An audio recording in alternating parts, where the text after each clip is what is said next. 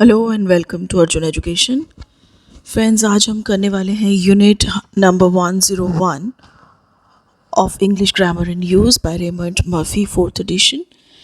इसमें हम एडजेक्टिव्स और एडवर्ब का पार्ट सेकंड पढ़ेंगे। पिछले यूनिट में हमने 100th यूनिट में इनका पार्ट 1 किया था। तो चलिए हम शुरू करते हैं, लेकिन उससे पहले अगर आपने हमारा चैनल अभी तक सब्सक्राइब नहीं किया तो प्लीज़ इसे सब्सक्राइब कीजिए और बेल आइकन ज़रूर प्रेस कीजिए ताकि हमारे आने वाले वीडियोस की नोटिफिकेशन आपको मिलती रहे। तो चलिए शुरू करते हैं unit number 101 adjectives and adverbs 2। Section A में हमें दो वर्ड्स दे रखे हैं, गुड एंड वेल।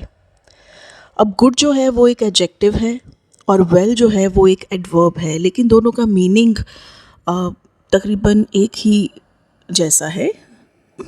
बहुत बार हम एक दूसरे की जगह पे भी यूज़ कर लेते हैं, लेकिन असल में दोनों को ठीक ढंग से इंग्लिश लैंग्वेज में यूज़ करने का तरीका क्या है और हम इसको किस तरह से यूज़ करते हैं, तो इसमें हम ये देखते हैं।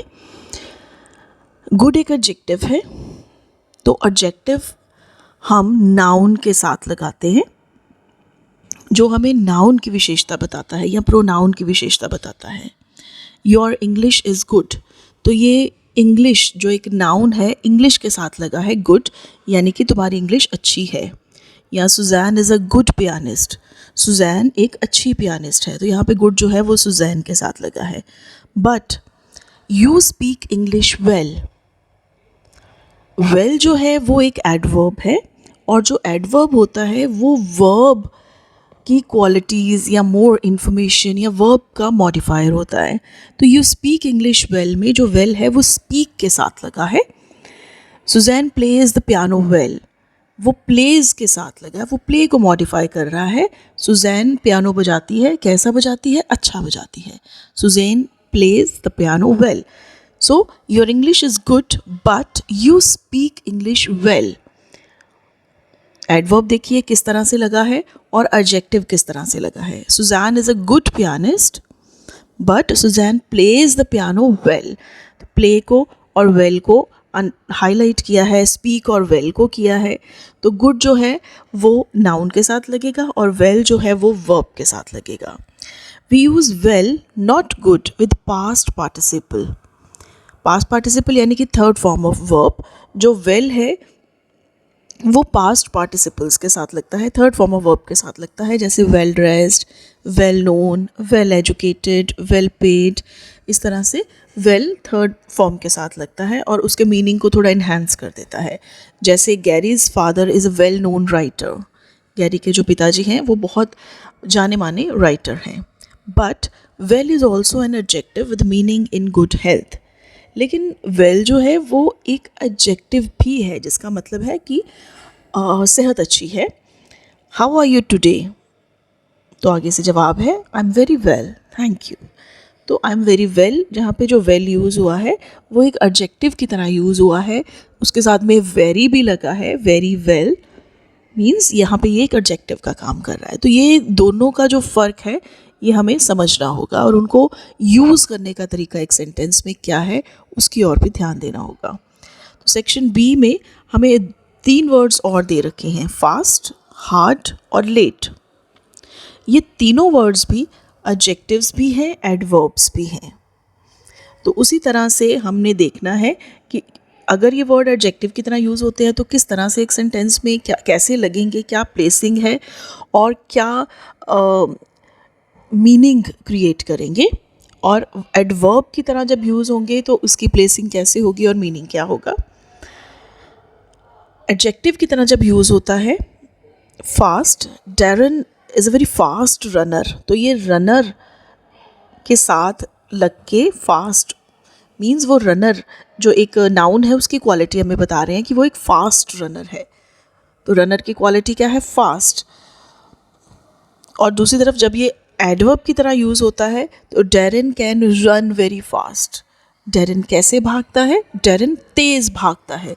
तो रन को जो मॉडिफाई कर रहा है वो फास्ट कर रहा है, तो यहाँ पे फास्ट जो है वो एडवर्ब है।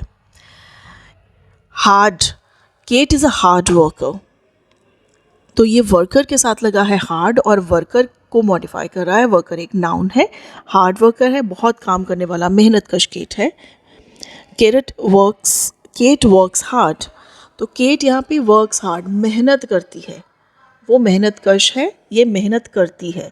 तो वर्क के साथ, जो कि एक वर्ब है, उसके साथ हार्ड लगा है और उसने जो वर्क का इन्फ्लुएंस और बढ़ा दिया है। ठीक है, वो काम तो करती है लेकिन मेहनत से काम करती है। आई वॉज लेट, तो लेट यहाँ पे एडजेक्टिव है, मैं लेट हो गया, ये एक एडजेक्टिव की तरह यूज़ हुआ है।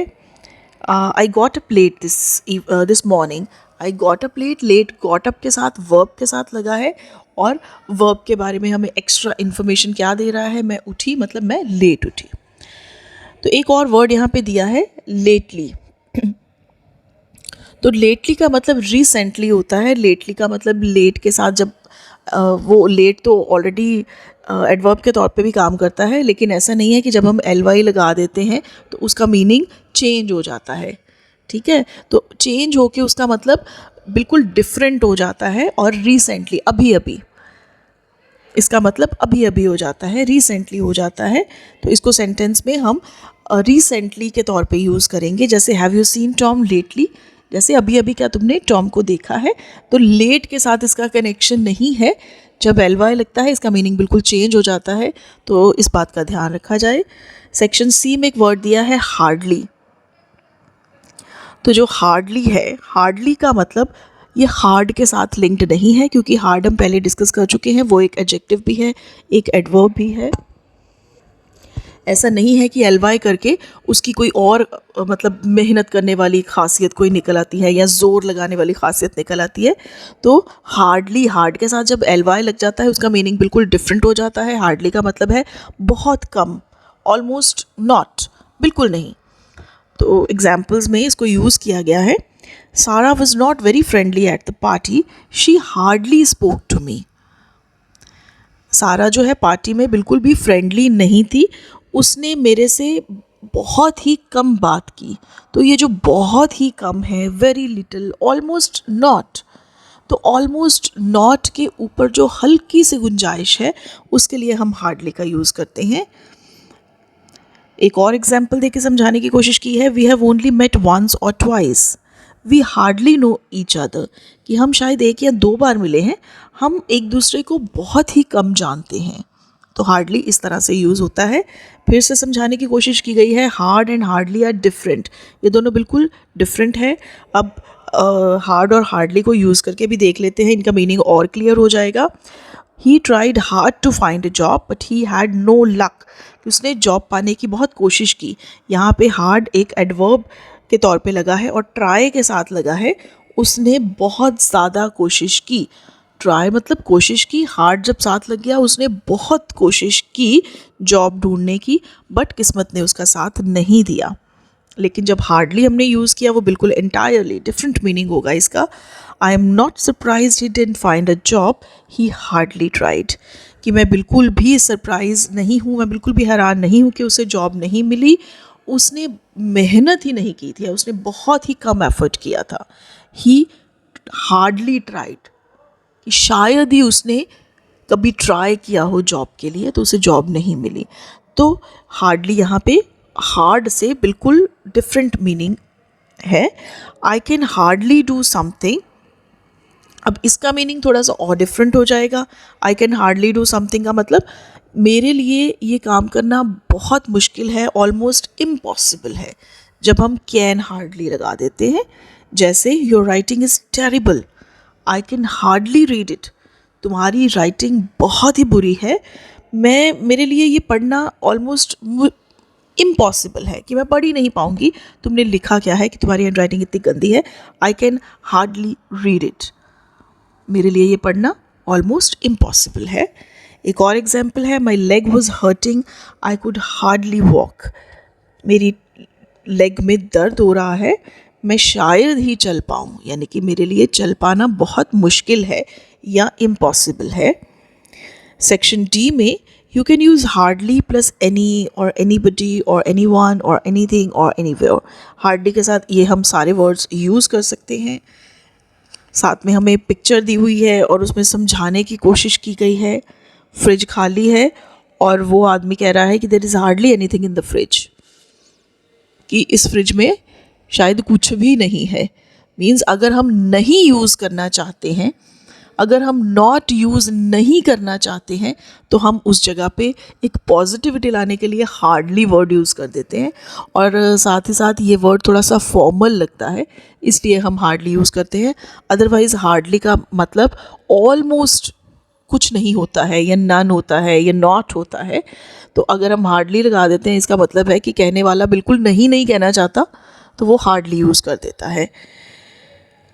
यहाँ पे कॉन्वर्सेशन है, how much money have we got, हमारे पास कितने पैसे हैं। ए ये पूछ रहा है बी से, और बी ने कहा हार्डली एनी, यानी कि हमारे पास बहुत कम या ऑलमोस्ट नन पैसे हैं ही नहीं। तो यहाँ पे नन यूज़ करने की बजाय उसने हार्डली एनी यूज़ किया कि थोड़ी सी पॉजिटिविटी शायद मिल जाए। These two cameras are very similar, there is hardly any difference between them, कि दोनों कैमराज जो हैं वो बिल्कुल एक जैसे हैं, हार्डली एनी डिफरेंस है, यानी कि उन दोनों में शायद ही कोई डिफरेंस हो।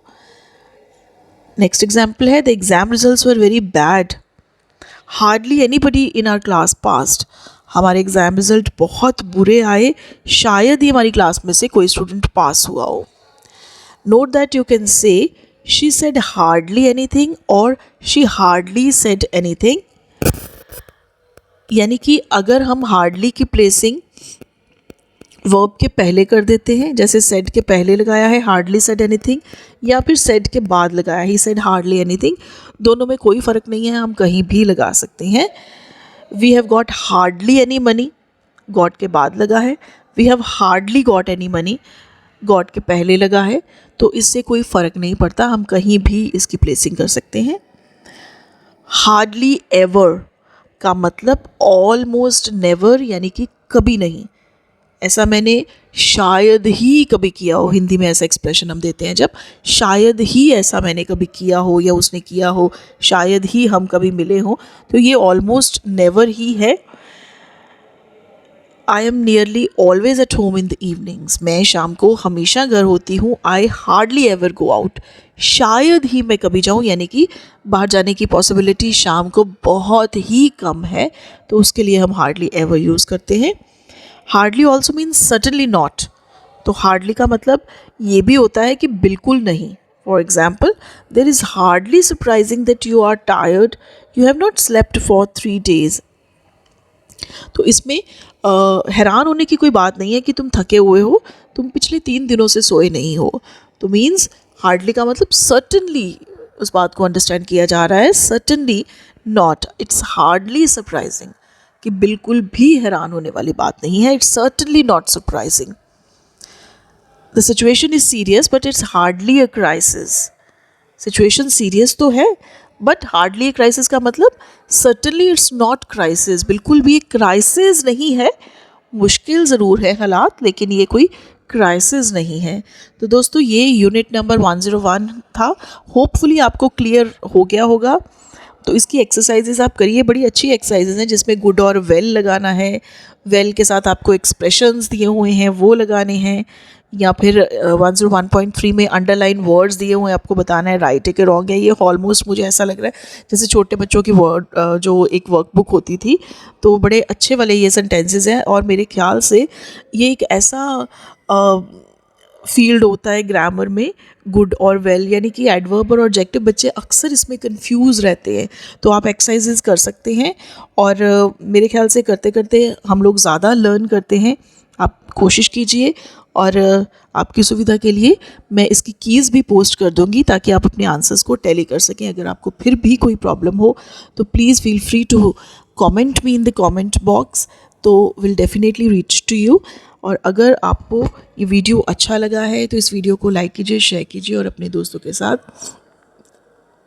बैठ के इसे सुनिए, और हमारे चैनल को ज़रूर सब्सक्राइब कीजिए। Thank you.